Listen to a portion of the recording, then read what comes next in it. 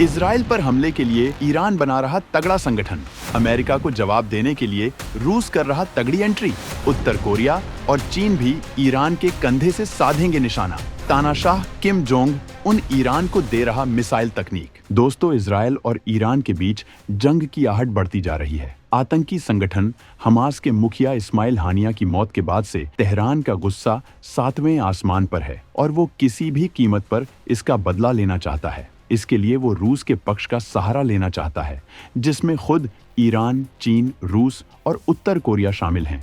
ये सारे देश अमेरिका के खिलाफ हैं और किसी भी कीमत पर अमेरिका को सबक सिखाना चाहते हैं। उत्तर कोरिया और ईरान दोनों परमाणु हथियार बना रहे हैं, जिसका अमेरिका विरोध करता है। वहीं इजराइल कई बार ईरान के परमाणु कार्यक्रमों को तबाह कर चुका है, लेकिन इस बार ऐसा माना जा रहा है कि वो परमाणु बम बनाने के काफी करीब पहुंच चुका है। ये अमेरिका इजराइल दोनों के लिए खतरे की घंटी है। वहीं ईरान लगातार आतंकियों के जरिए इजराइल को निशाना बना रहा है। हाल में ही हमास चीफ को ईरान ने नए राष्ट्रपति के शपथ ग्रहण समारोह में बतौर अतिथि इनवाइट किया था, जिसे इजराइल ने मिसाइल हमले में मार गिराया। ये ईरान के चेहरे पर लगा ऐसा दाग है जिसे छुड़ाने के लिए वो छटपटाया जा रहा है और रूस, चीन, उत्तर कोरिया के साथ मिलकर इसके लिए साजिश कर रहा है, जबकि इजराइल भी इसके लिए तैयार बैठा है। तो जंग की पूरी रणनीति और फील्डिंग के बारे में जानने के लिए वीडियो को पूरा देखिए। इसके भयंकर अंजाम की कल्पना से ही आप सिहर जाएंगे। तानाशाह किम ने ईरान के साथ मिलकर बनाया प्लान।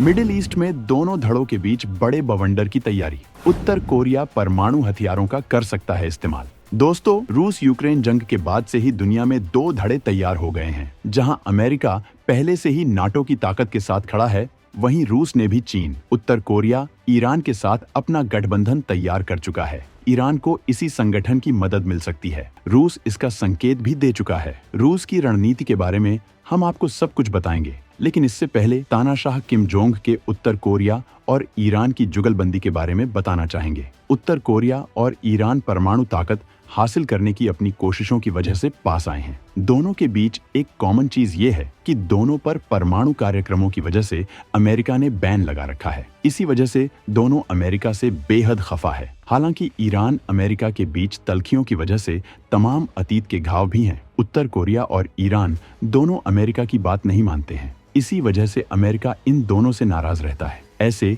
ये दोनों अब करीब आ रहे हैं, जो अमेरिका इजराइल की चिंता बढ़ा रहा है। खास तौर से ईरान और उत्तर कोरिया का अपनी परमाणु क्षमताओं को बढ़ाना अमेरिका को परेशान कर रहा है। दोनों के बीच बढ़ता सहयोग से एक बड़ी जंग का आगाज कर सकता है। उत्तर कोरिया ने हाल ही में दक्षिण कोरिया की सीमा पर 250 नए बैलिस्टिक मिसाइल लॉन्चर तैनात किए हैं। उत्तर कोरिया के तानाशाह किम जोंग का दावा है कि मिसाइलों को परमाणु वॉरहेड से लैस किया जा सकता है और इनकी जद में साउथ कोरिया का बड़ा हिस्सा आता है, जबकि ईरान की परमाणु ताकत बनने की जिद भी दुनिया से छुपी नहीं है। 11 मई को ईरानी सांसद अहमद बख्शायेश अर्देस्तानी ने दावा किया था कि ईरान ने परमाणु हथियार बनाने की क्षमता हासिल कर ली है। अमेरिकी विदेश मंत्री एंटनी ब्लिंकन ने 19 जुलाई को ईरान के परमाणु कार्यक्रम पर चिंता जताई थी। अंतर्राष्ट्रीय परमाणु ऊर्जा एजेंसी के डायरेक्टर राफेल ग्रांसी ने बताया था कि ईरान के पास कई परमाणु बम बनाने के लिए पर्याप्त यूरेनियम है।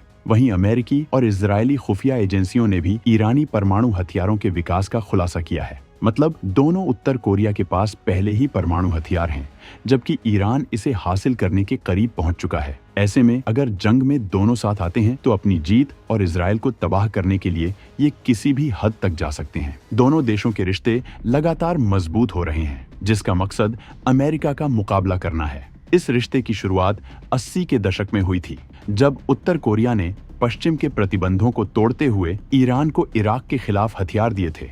इसके बाद ये रिश्ता बेहद मजबूत होता जा रहा है। ईरान और उत्तर कोरिया को इससे बड़ा फायदा हुआ है। 2006 में ईरान को उत्तर कोरिया से स्कड-बी और स्कड-सी मिसाइलें मिली थीं। ईरान की शाहब 3 बैलिस्टिक मिसाइल भी उत्तर कोरिया के रोडोंग डिजाइन पर बेस्ड हैं। दोनों देशों के बीच परमाणु हथियारों की तकनीक को लेकर चल रही साझेदारी दुनिया के लिए बेहद खतरनाक है।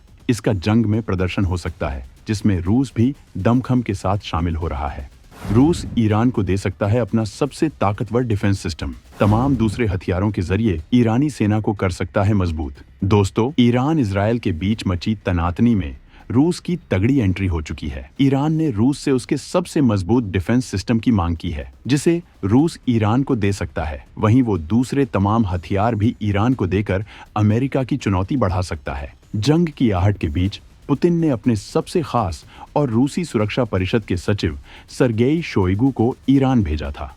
शोइगु ने ईरानी राष्ट्रपति मसूद पेजेशकियन और तमाम अधिकारियों के साथ बात की है। शोइगु की ताकत का अंदाजा इसी बात से लगाया जा सकता है कि वो 2012 से रूस के रक्षा मंत्री थे और पुतिन के सबसे करीबियों में से एक हैं, जिन्हें इसी साल मई में रूस की सुरक्षा परिषद का सचिव बनाया गया था। रूस इस जंग में बड़ा खिलाड़ी इसलिए बनेगा क्योंकि लंबे वक्त से यूक्रेन के साथ वो जंग कर रहा है। अमेरिका यूक्रेन को हथियार सहित तमाम मदद कर रहा है, जिसकी वजह से जंग लंबी होती जा रही है और रूस का नुकसान हो रहा है।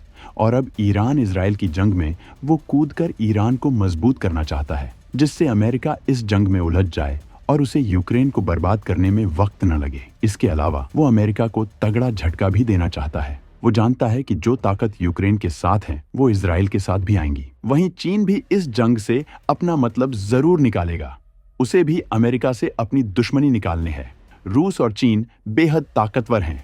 ऐसे में अगर जंग होती है तो फिर ये लंबी खींच सकती है, जिसका नुकसान पूरी दुनिया को झेलना पड़ेगा। जहां ईरान के तेल के निर्यात में दिक्कतें आएंगी और दुनिया में महंगाई बढ़ेगी, वहीं इस जंग से दुनिया में तमाम उलटफेर होगा और तमाम व्यापारिक संबंध बनेंगे और बिगड़ेंगे, जिससे कई इकोनॉमी तबाह हो जाएगी।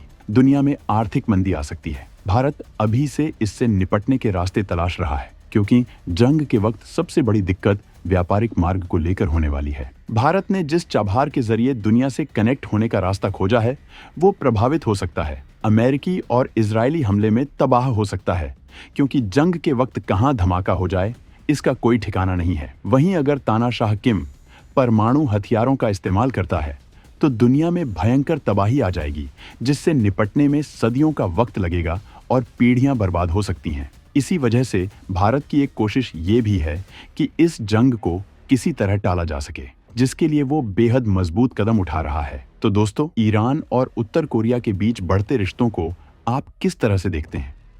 इससे दुनिया में कितना खतरा पैदा हो सकता है? कमेंट करके जरूर बताएं।